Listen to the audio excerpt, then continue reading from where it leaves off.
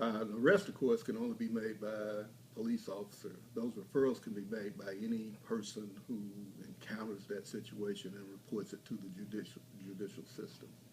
For anytime a student is arrested by university police, then that student has two problems. One, they have to go through the court system. Two, they are referred through the judicial system, and that's automatic. My name is Ashley McNamara. I'm the program coordinator here at the Office of Student Standards and Conduct. Well, our process in general, every report that gets filed about anything, except for a couple of minor things like a fire alarm or something like that in one of the residence halls, comes to Rachel Eikenberry, that's the director of our department. Rachel looks at the report, assigns it to a hearing officer, and that can, for things in housing, it goes back to one of the CREs who would meet with a student, or it goes between someone in our office. Our primary officer is Chris, our assistant director, who lives right next door. But after that, the first thing they do is come in and have what's called a pre-hearing, where we say, this is what we have on our report, tell us your side of the story, and we have a conversation about what happened. We ask questions. If there's inconsistencies or things we might need to follow up on or get more information on, that's when we find that out. And then the student has the option to choose how their matter is resolved. They can either do an administrative hearing, which is them one-on-one with the person they're meeting with right that second, or they can choose to go to the all-university conduct board. If they do an administrative hearing, they can either resolve it that day, or if there's things we need to investigate or more information that we need, we'll do delayed. So usually within a week, we'll meet again and the matter will be resolved. For their pre-hearing is also when they can accept or deny responsibility.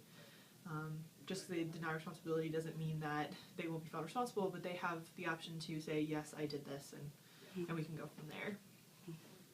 If they go to the all-university conduct board, that's a panel of 5 people, 4 voting members and a chair member.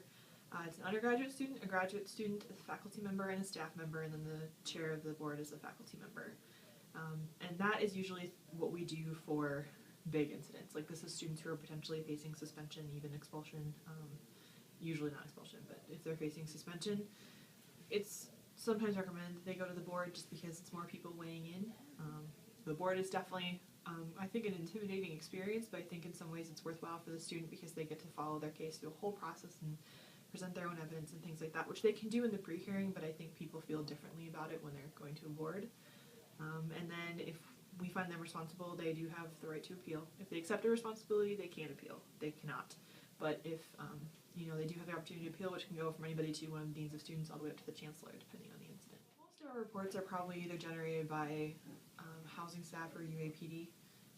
Probably the majority of what our office specifically sees comes from UAPDs. Well, I think too many people who are under 21 drink when they should not be drinking.